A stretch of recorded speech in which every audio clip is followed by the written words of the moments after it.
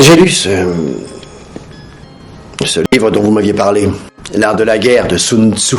L'art de la guerre, écrit par Sun Tzu il y a plus de 2 millénaires, est l'un des premiers, voire le premier traité de stratégie militaire. L'ouvrage a traversé le temps et les époques pour pouvoir s'imposer comme un classique et une référence en matière de stratégie. Pour la politique, le pouvoir, les affaires ou toutes sortes de business, ce livre est une vraie mine d'or. Il aborde le management, l'analyse et la stratégie, le combat à distance, le combat rapproché, la conspiration et la prise de pouvoir. C'était pas un charlot, ce général chinois. Là. Il a écrit tout ce bastringue il y a 24 siècles, et dans sa majeure partie, ça s'applique encore aujourd'hui. L'art de la guerre a inspiré grand nombre d'hommes politiques qui par la suite sont devenus des références, mais aussi des chefs d'entreprise de toute génération. Et dans certains pays, on conseille même aux gamins de le lire. Et c'est ça, l'art de la guerre. Ce livre est la genèse du parfait business model contemporain. Le livre a inspiré des personnes qui sont devenues des références pour d'autres, qui à leur tour sont devenues des références pour d'autres, et qui à leur tour, et ainsi de suite, etc. Et c'est de cette manière que le livre a traversé 2 millénaires. Bon allez, je vous donne un exemple.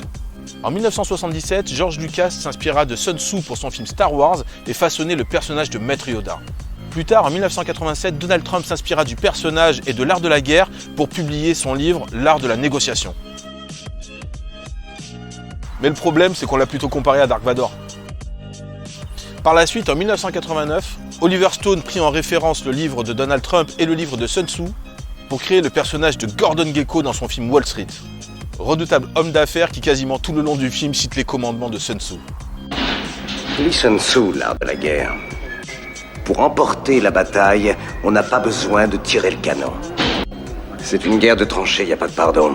Gordon Gekko devient aussitôt une référence pour toute une génération de traders et de vendeurs à travers le monde, qui prirent son style et le copièrent. Chut, leur expert est un crétin qui confond marché financier et marché à bestiaux, t'es d'accord? L'un d'eux, Jordan Belfort, publia Le Loup de Wall Street, qui raconte cette période et les méthodes de la génération Gekko. En 2013, Martin Scorsese adapta le livre à l'écran, et aujourd'hui Belfort est une référence et un modèle notamment pour la génération Millennials et la génération Pokémon.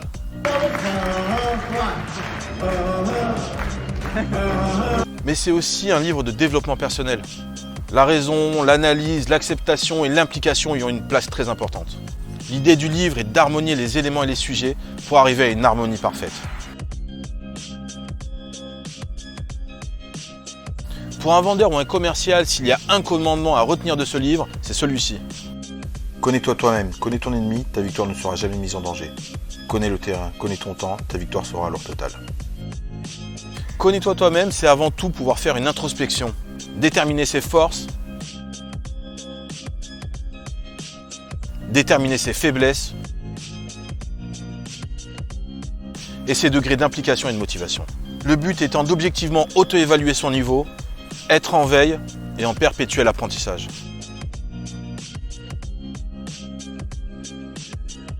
S'inspirer des meilleurs, trouver des mentors, suivre leurs conseils et se les approprier. Il faut aussi déterminer et choisir les méthodes et les techniques adéquates.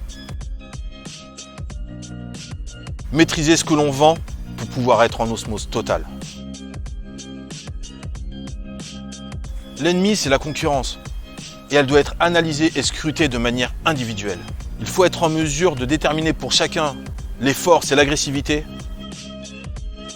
les méthodes et les techniques, les moyens utilisés et toutes les autres caractéristiques qui les distinguent de vous. Autant d'éléments connus et analysés qui peuvent nous permettre de tirer notre épingle du jeu et de sortir vainqueur.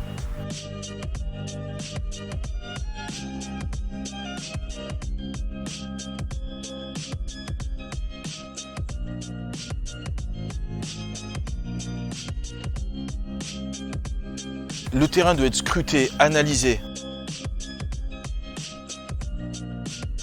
Et les potentiels passés, présents et à venir doivent être chiffrés. Tout doit être connu et maîtrisé. La concurrence et son impact, les cibles et toute autre caractéristique. Le temps et l'organisation sont primordiales. La planification à court, moyen et long terme permet de structurer son activité, de ne pas s'éparpiller et d'être productif quotidiennement et sur la durée. Et vous allez me dire, et les clients dans tout ça, Le client, c'est la victoire. C'est le drapeau qu'on plante au nez et à la barbe de l'ennemi sur un terrain conquis et de manière définitive. Non, personne ne donne le pouvoir. Le vrai pouvoir, on le prend tout seul.